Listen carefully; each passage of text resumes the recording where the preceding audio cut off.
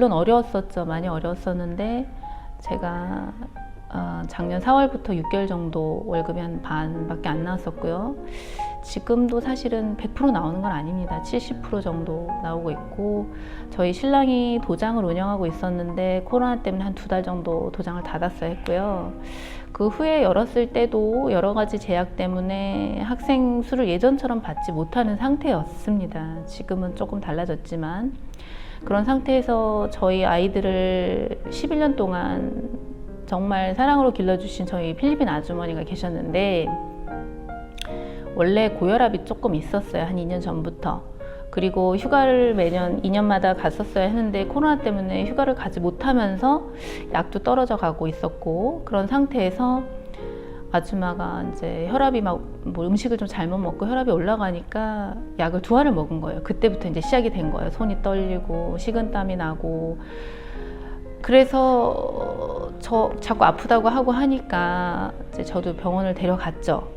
갔는데 약을 좀 바꿔보고 해도 의미가 없었고, 계속 상태가 안 좋아지는 상태에서 갑자기 제가 밖에 나갔다 들어왔는데 아줌마가 말을 못 하는 거예요. 그때부터 이제 놀래서 병원에 입원을 시켰는데, 그때 정부병원을 가지 않고 제 딴에는 가까운 사병원을 갔더니 그때부터 이제 병원비 폭탄이 쏟아졌고요.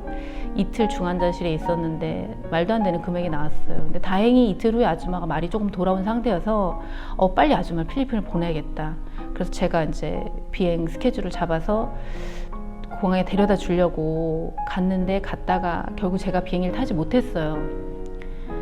코로나 때문에 입국이 지금 안 된다고 해서 제가 못 갔고, 그래서 다시 이제 정부병원에 입원을 시켰죠. 그때 정부병원에 다시 데려가서부터 3주 동안을 아줌마가 정말 누워서 잠만 자고 말도 전혀 못하고 의식이 거의 없었어요.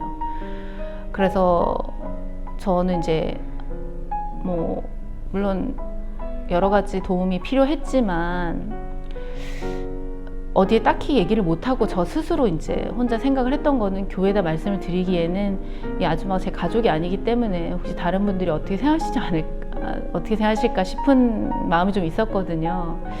그래서 얘기를 못하고 있다가 3주 동안 정말 아줌마를 비행기에 태우고 함께 갈 수 있는 필리핀 사람을 찾는 동안 그게 계속 안 되는 거예요. 필리핀 영사관에도 노력을 했는데 그 필리핀 사람이 들어갔다가 지금 돌아올 수 있는 상황이 아니기 때문에 아예 본국으로 귀국을 하는 사람이 아니면 함께 갈 수가 없는 거예요. 그리고 찾아줘도, 영사관에서 찾아준 사람도 환자라니까 무섭다고 안 간다고 하는 경우도 있었고, 그래서 불법 체류 리스트가 있다고 얘기를 하더라고요. 그래서 그거는 또 제가 할 수가 없고 해서 그 3주 동안을 저 혼자 이제 병원을 매일매일 오가면서 어떡하지 끙끙대고 있었는데, 제 친한 이제 지금 최근에 권사님이 되신 친구가 있는데 제가 전화를 했어요, 병원에서. 근데 어떤 분하고 식사를 하고 계시다고 하더라고요. 그랬는데 네 얘기해도 괜찮아? 왜냐면 제가 전화를 안 끊으려고 하니까 제가 너무 힘들었거든요. 그래서 괜찮다고 말씀해도 괜찮다고. 근데 나중에 뵈니까, 알고 나니까 그분이 이제 원로 목사님이셨던 거예요. 그래서 이제 상황을 알게 되시고 제가 플로잉 대상에 선정이 되는 영광을 누리게 됐습니다. 근데 그 전까지도 전 어떻게 생각을 했냐면, 아줌마가 일단 제 친가족이 아니니까 다른 분들의 도움을 청하기가 좀 어렵다고 생각을 했었고, 제가 기도를 드릴 때도 아줌마를 잘못되지 않게 해주세요. 제발 건강하게 다시 가족의 품으로 돌아갈 수 있게 도와주세요라고 기도는 했지만, 왠지 금전적인 건 제가 해결을 해야 되지 않나, 그런 제 짧은 생각으로 그렇게 생각을 하고 기도를 못 드리고 있었어요, 실은. 그런데 3주 동안 그 헤매는 과정에서 마지막 순간에 제가 큰 깨달음을 얻었어요.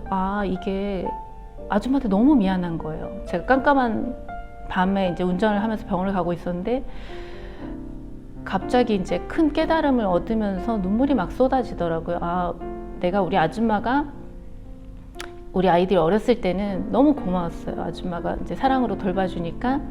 내 아이들이 크고 나니까 아줌마가 좀 하는 일도 별로 없어 보이고, 어느샌가 나도 모르게 아줌마를 그냥 월급만 주면 되는 고용인처럼 생각하고 있었던 거예요. 그리고 제가 또 상황이 여유가 없다 보니까 아줌마가 아프다는데도 사실 좀 부담이 됐죠. 저렇게 아프다고 하지 싶고, 아줌마가 가족이 너무 그립고 가야 되는 상황인데 다른 아줌마를 쓰자니 제가 불편할 것 같고 제 생각만 계속 하고 있었던 거예요. 아줌마 쪽을 생각을 못하고 너무 갑자기 미안한 생각이 드는 거예요. 막 펑펑 울면서 하나님 너무 죄송합니다. 제가 아줌마한테 너무 미안하다는 걸 모르고 있었어요. 그리고 아줌마한테 가서 처음으로 손을 잡았어요. 손을 잡고 아줌마 너무 고마웠다고, 우리 애들 잘 길러줘서 너무 고맙고 아줌마가 고향에 갈 시간이 됐는데 내가 아줌마를 놔주지 않아서 이런 일이 있었다고 생각한다고, 아줌마 이제 보내주겠다고 이렇게 막 울면서 기도를 하고 아줌마하고 같이 손을 잡고 처음으로 기도를 해서, 아줌마도 굉장히 독실한 믿음이 좋은 사람이거든요. 그래서 같이 영어로 기도를 하면서 아줌마한테 너무 미안하다고 하니까 그 수일 며칠 사이에 정말 너무 아무렇지도 않은 일이 아무 일도 아니었던 것처럼 아줌마가 말이 터지고, 정말 아줌마 이 상태로 가면 스트레처, 그 비행기 이제 침대를 달아서 가는 게 있거든요. 그거 비용만 1,000만 원이라고 하더라고요. 정말 그 얘기 들었을 때는 도망갈까 싶은 생각도 들고 막 그랬었어요. 그런데 아줌마가 정말 말이 터지기 시작하더니 아줌마는 3주 동안을 병원에 있었는데 자기는 3, 4일 있었는 줄 안다고 그렇게 알더라고요. 전혀 알지 못하고 저한테 이제 연락이 오셨어요. 저희 목사님한테, 저희 목장 목사님한테 연락이 와서 제가 플로잉 대상이 됐다고 연락을 주시고, 전 사실 그때까지도 플로잉의 금액이 어떻게 되는지, 운영이 어떻게 되는지, 왜냐면 제가 여유가 없어서 지금 참여할 상황이 아니기 때문에 잘 몰랐거든요. 근데 이제 목사님 만나서 이제 플로잉 금액을 받고 전 사실 굉장히 놀랐어요. 그렇게 많이 주실지 몰랐고, 그래서 이 아줌마의 병원비는 나의 잘못이고 내가 다 해결을 해야 될 문제라고 나 혼자 생각을 하고 있었는데, 그게 잘 여러분들이 많이 도와주셨어요. 그리고 또 저랑 친한 권사님이 계셨는데 그분 목장에서 이제 셀에서 기도를 해주시겠다고 하시더라고요. 제가 기도만 해주셔도 너무 감사하다고, 아줌마 건강하게 해달라고 기도를 해달라고 했는데, 거기서 성금을 제가 전혀 기대를 못했는데 성금을 모으셨다고 그래서 감사하다고. 그런데 그 금액도 또 제가 생각했던 것보다 너무 컸고요. 이 자리를 빌어서 하모니 4 목장 셀원들께 감사의 인사를 전해드리고 싶습니다. 그리고 그렇게 해서 아줌마가 말이 터진 다음부터는 너무 아무 일도 없었던 것처럼, 아무 일도 없었던 건 아니지만 그 전에 정말 생사를 오가는 사람이 아닐까라고 오해했던 거하고는 아무 상관없이 지금은 다행히 또 함께 동행을 할 수 있는 필리핀 사람을 페이스북에서 동생이 찾아줬고요. 아줌마의 동생이 찾아줬고, 그 아줌마하고 잘 필리핀에 갔고요. 지금은 가족들하고 아주 잘 지내고 있습니다.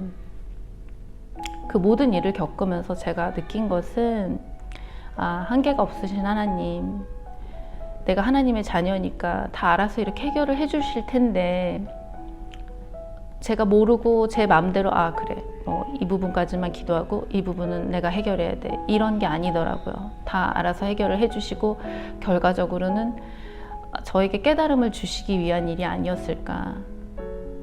그 과정을 겪으면서 다 깨닫게 됐고요. 잘 알지 못했던 플로잉이 얼마나 어려운 상황에 닥친 사람들에게 큰 도움이 될 수 있는지를 다시 한번 깨닫게 됐습니다.